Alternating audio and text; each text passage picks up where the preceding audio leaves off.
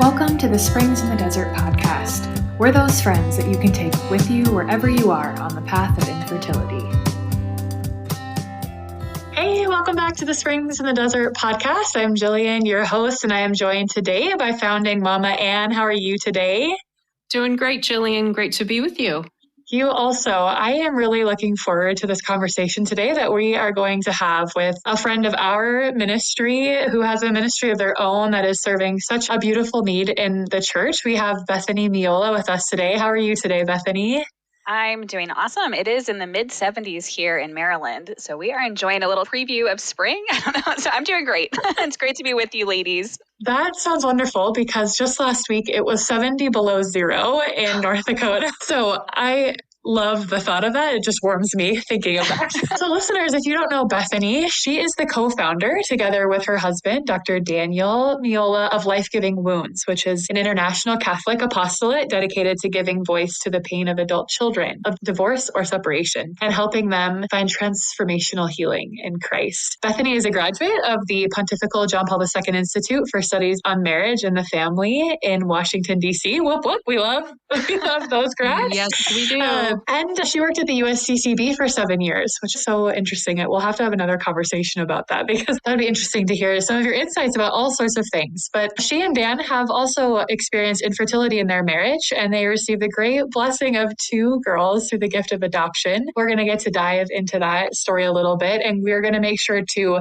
put all of the contacts for Bethany and where you can find more from her in the show notes for today. So Bethany, thank you so much for being here. I just want to give you some space to share a little bit about your story, wherever you would like to start. Thanks, Jillian. No, it's great to be with you ladies. Part of this is I feel like a couple of my worlds are colliding here because obviously I'm really excited to share with your audience about the ministry that my husband and I founded. But also, as you mentioned, infertility is part of our life and our story. So I'll just share a little bit about that first because I know that you guys are doing such beautiful things with Springs in the Desert. I wish you had existed back when I was first experiencing what it meant to carry that cross of infertility. So for us, a little bit of our story. Dan and I met at the JP2 Institute, and then we dated and got engaged, got married in 2011, and really had no inclination that infertility was going to be part of our story. And so when we got married, we were very interested and open to having children right away, and it just did not happen. So I remember even that first year, we got married in May. So by the time we came around to my first Mother's Day as a married woman, sitting in church that day, I still remember just feeling walloped with the depth of sadness, being there almost 1 year married, and they're very familiar with the statistics of 6 months of focused NFP trying to conceive. Generally, we'll get pregnant. Here I was going on a year, and we knew NFP. We like to think we knew what we were doing. So even then, it just struck me that this was going to be a longer path, or had already been a longer path than what I was expecting. So for us, around year 2, going on year 2 of marriage, year 2 of infertility, we started to look into some medical options. I do feel fortunate living in the DC area. We had some NAPRO technology options available to us. So did a lot of the things, a lot of the blood workups and the different tests and this and that and the other thing. I'm sure you guys have talked a lot on your podcast and your ministry about what those listed options are. Even though we weren't doing anything immoral, it still was really difficult going through all the medical stuff, figuring out what do we want to do, the physical pain of those procedures, the timing, just the somewhat all-consuming nature of that became really difficult. So we did medical stuff. We pursued that for about 2 years. I had 2 surgeries done during that time. Reached a point where our doctor sat us down after that second surgery and said, I don't know why you're not able to get pregnant. I don't know. So we're in that category of unexplained infertility. To this day, really do not have a clear reason. None of the tests showed anything that would really give an indication of why we were not getting pregnant. That was a lot to process through. It was around that point that our hearts were starting to think about adoption. It had always kind of been in the back of our mind, knowing, okay, maybe this is something we want to pursue. But certainly we wanted to give the space and time to grieve that loss of not being able to conceive in our marriage. So gosh, we've been married for 12 years now. So this is a 12-year experience. But around year 2, when we felt like our medical options were becoming very limited, we decided to discern adoption more fully. And that took a while too. It wasn't until, just to condense a really long story short, it took about 4 years from when we first started thinking about adoption to go through the whole process to get approved. And our daughter Zelly was born when we had been married about 6 years. So she's 6.5 going on 7 now. And our daughter Grace was born 4 years ago. So both of them adopted domestically. We're actually currently seeking to adopt again. So this is very much the adoption piece has become a really big part of our lives and our family, obviously. We are an infertile couple. I don't know if the Lord, it could be something miraculous happen. We have no idea. It's not something that we're pursuing right now in any sustained way. But yeah, so I'm thrilled to talk with you ladies because it's been a really formative experience in our lives and our marriage. Absolutely having that unexpected cross to carry and just figure out how to navigate that in our lives as Catholics. Bethany, it's so interesting that you just described it as a formative experience. I think those of us, certainly who are on the Springs in the Desert team, have grown to see this cross as formative. It's really hard to see it that way when you're at the beginning and when you're in the thick of it. But it's so interesting. Jillian mentioned that both you and Dan are grads of the JP2 Institute. Of course, many of our listeners know by now that I am as well. Kimberly, who's our co-founder, is also a graduate of the JP2. And just if you could speak to that a little bit, and this will be segueing, I think, also into talking about life-giving wounds and that ministry. It is, I guess, a little shock to the system when you go through the formation that we received in marriage and family and just the beauty of what the church says about marriage and family. And then to be confronted with a cross like infertility or even divorce within your own family of origins. I don't know. I just wonder if you have any thoughts on that, how you go through this formation and then that formation sort of clashes with real life. Yeah. No, that's a really good topic to explore. The first thing that comes to mind is I feel like there's a lot of concepts that I really had purified and deepened in my own heart through the experience of infertility. A big one would be, what does it mean that children are a gift? I had a much more, I think, I don't know if you'd say superficial, but just not as deep a sense as when you go through infertility and you're really struck with, wow, what does it mean that children are a gift? First of all, it means that no one is owed a child. It's not, oh, I'm a good Catholic, and so I'm going to get to have all the children that I want to have. It's not a prize. It's not a badge of honor, but truly is a gift to receive. And that also means that sometimes that gift is not given for mysterious reasons. So for me, I thought I knew what children as a gift meant from our education, and then going through infertility, it's gotten just so much deeper through that. And then I would say also the concept of fruitfulness. What does it mean that marriage is fruitful? I think my pre-married self would have explained it, may have had hopefully a little bit of depth. Obviously, JP2 Institute formed my thinking in some beautiful ways, yeah. But coming to realize the depth of the fruitfulness of marriage and that it often is expressed through that fruitfulness of having children, but often it is not. And the bond as the first fruit of marriage and the gift that the couple and their family is to the world, whether or not children are given. So I look back with some gratitude that those truths have been deepened in that way. I think any sort of suffering, you never wish for it. You never wish it on anyone. But we got to take what the Lord is giving us through those experiences and as a way to say, okay, this is not completely devoid of meaning. There is something here that the Lord has to offer even in the worst moments and not in like a saccharine, like silver lining way. I think there's something a lot more deep that our faith has to offer there in the midst of those sufferings. Yeah, definitely. A lot resonated with me of what you just said. And I think especially that piece about fruitfulness in marriage is something that at Springs we try to have a lot of conversations about because, as you say, typically that is expressed through the gift of children, but that's not the only way, right? The fruitfulness in marriage is not exclusive to that. And I am guessing that one of the source of fruitfulness of your marriage is Life-Giving Wounds, the ministry that you and your husband co-founded. So I'm wondering if you could speak a little bit about your ministry and maybe, what that was like for you and your husband to found this ministry together. Yeah, sure. So yes, we founded it together. We're the co-founders. A lot of it, so we're, as you mentioned in the bio, the work that we're doing is helping anyone who comes from a broken home. So their parents are divorced, they're separated, they were never together, all of those scenarios, helping them find community, find understanding, encouragement for the crosses that experience brings. A lot of the reason that we founded it, a lot of it has to do with my husband being an adult child of divorce. That's his experience. Thanks be to God, he was blessed with some very crucial priests and mentors throughout his life to help him with his own healing journey. But we both realized at the JP2 Institute, just looking around and seeing that there was not a lot that the church, as an institutional church, was offering to people coming from broken homes, despite the fact that's now an experience that over half of all American adults share together. It's a huge number of people that have this experience of not having their parents together. So absolutely our shared work in that, we definitely see that as a fruitfulness of our marriage, getting to do that together. Does it come without its difficulties? There's ups and downs, there's pros and cons, but getting to witness our own marriage while doing our ministry has been beautiful to see, because we work with a lot of young adults in particular who, coming from broken homes, have a lot of questions, a lot of fears about marriage, about whether marriage can last. And I am certainly not holding us up as a perfect example.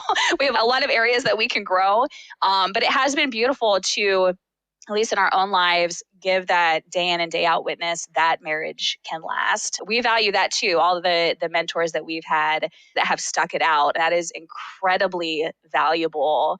And then it really connects with our experience of infertility too. And actually one of the talks that Dan and I will give, we reflect on like these experiences and what they have to do with each other. And Dan in particular just speaks so beautifully about how coming from a broken home and then going through infertility, one thing that he reflects on is just the realization of how powerful it is that we had each other, that we were stable, that we had that family that he didn't have for his childhood.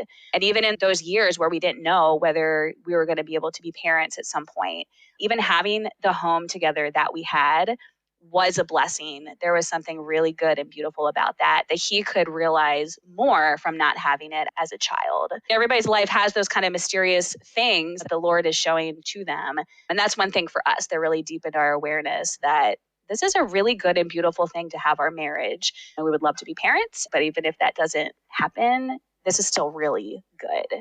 I love what you just said about that you had each other, that you two are a family. We really try to affirm that at Springs, that you can be a family of two.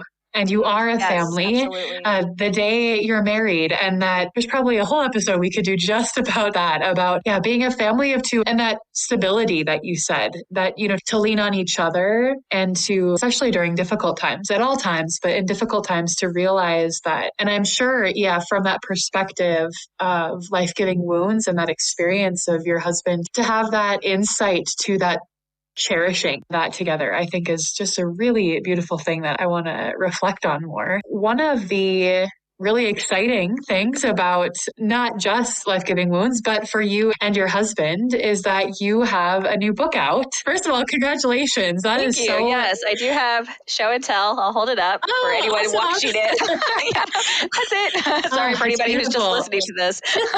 There's a picture of Jesus on the cover.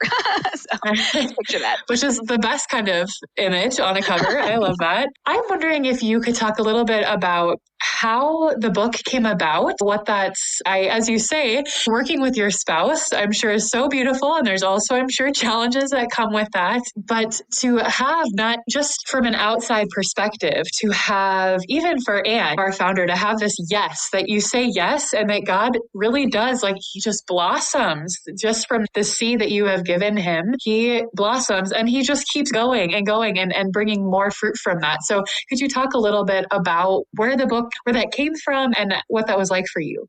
Sure. Yeah. So we had founded Life-Giving Wounds in 2018 and then became a nonprofit in 2020, right in the middle of the pandemic. Great time to do a bunch of paperwork. And then it's really grown since there. And we found different chapters throughout the country and now in Canada, hence why we can say we're international. We're going to have about 20 chapters total by the end of the year. And at a certain point, it dawned on us that we wanted to have something that like in a book form that someone could pick up who's an adult child of divorce or who's a Catholic leader or who just loves someone who comes from that background, and have something kind of an evergreen resource. Because a lot of what we do in our ministry, similar to you guys, is retreats and support groups, which we will continue doing. So much fruit comes from those, but those are more one-off experiences, hopefully with follow-up. But we wanted something that anybody could pick up at any point that really distilled what we had learned at the JP2 Institute, what we had learned in our own lives, what we had learned by accompanying, by this point, over 1,000 people have gone through life-giving wounds, and just the privilege, as I'm sure you guys know, like the privilege of getting to hear other people's stories, of walking with them. That's a tremendous honor. And a lot of the people that we've been blessed to know, we share their stories with their permission in the book. And so we wanted to bring all of that together. And we just saw there's a need, there's a gap. There haven't been as many books about this topic. Thankfully, I feel like that is changing, and not just through what we're doing, but other places. I think there's more conversation about the wounds caused from broken homes and the healing that's needed there. But yeah, it was a process. It took maybe start to finish 2.5 years total. That's a ballpark. A lot of this was just squeezing it in on the margins of trying to launch this ministry and living our family life. So yeah, a lot of early mornings. My place to go is Panera in the early morning hour. Then Dan's more of a night owl. So we would just squeeze in the time and flesh it out and write it and rewrite it and all the work that went into it. It absolutely was a labor of love. So it was, yeah, it's amazing just to have it finished. It's really nice to have it done, and then exciting to be able to share it out with people. And we're just hoping that it will reach the people that need to have that encouragement and advice and speaking to their hearts. One of the things, Bethany, that I love about your ministry is that it is obviously reaching into a deep wound that many people are feeling, but that it's also just so encouraging of marriage, especially I think if someone comes from either a broken home or from maybe their parents had a lot of difficulty. My parents were married for 52 years until my mom passed away, and it was often really rough, and they're beautiful parents, but some really tough times in our childhood for my brother and I. And in the last year of my mom's life, there was a lot of healing with her and my dad, which was a real grace. But that's something that weighs on you. And then you take that into your marriage, right? Because then you think, oh my gosh, am I going to repeat the bad patterns? Am I going to overcorrect in some way? And so what I love about your ministry is that, yes, it's reaching into these deep wounds, but even just from what you shared about you and Dan, for whatever you bring into this marriage, you have committed to yourselves that like, okay, now this is our marriage. It's not our parents' marriage. It's not somebody else's marriage. And we are going to lean on each other. And I know because the two of you are so prayerful, you lean on each other and then lean on God together. And I think that's such an important message for our people in our community. Whether or not you come from a broken home, we all bring baggage from our family of origin, whatever that might be. But just, again, that reaffirmation that it is possible to live a strong and committed and holy and imperfectly happy marriage, even when you have these different crosses that come up. I just want to encourage all of our listeners, whatever your situation, to go and visit Life Giving Wounds and their ministry. And you have a lot of great resources that I think everybody can benefit from just for encouragement in their marriages. Mm-hmm. Yeah, no, that's absolutely right. And I would just love all the listeners, all those who are struggling with infertility, to know what a blessing your marriages are. And I would say, somewhat speaking on behalf of our Life Giving Wounds community and those who were not blessed to see a stable, happy, holy marriage growing up, it is no small thing to have a lasting marriage and to do our best to receive those graces for our marriages to be beautiful. Yeah, we talk in our book somewhat about what we call the superpower of adult children of divorce who are married. Because a lot of times, if people from broken homes can have a bit of an inferiority complex or feel like, I have all this baggage, like who is going to want this? Who's going to want to take on this mess? What do I have to offer?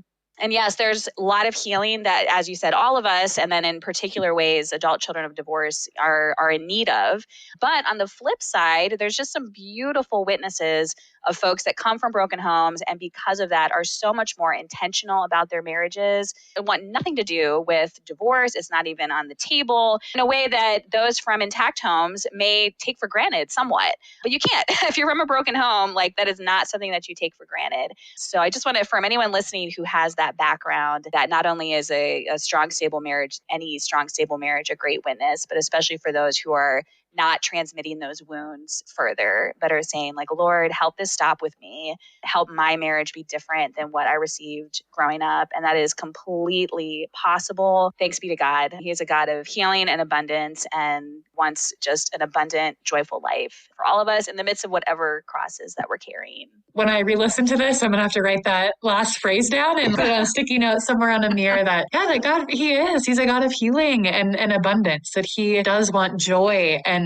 for us to live a life full because he has so much in store for us. And so I appreciate just you sharing your story and about Life-Giving Wounds. We'll make sure, like I said, to link Life-Giving Wounds, your website, and we'll put your contact information in our show notes today, as well as a link to get your book. We're just so grateful to have you. So thank you for being here today. Yeah, thank you, Jillian. Thank you, Anne. And I am so grateful for you all too. And yeah, Springs in the Desert and Springs of Love are just doing such beautiful work. So keep it up. Oh, thank you. Thank you so much. We'll see you next time on the podcast. Thank you so much for joining us for this Springs in the Desert podcast episode. We would be so grateful if you took a minute to rate and review us so that we can reach more listeners. Don't forget to check out our social media pages on Facebook and Instagram and go to our website, springsinthedesert.org, where you can sign up for our newsletter and community prayer list, read our blog, and register for virtual and in-person events. Most importantly, remember that God loves you so much, and so do we.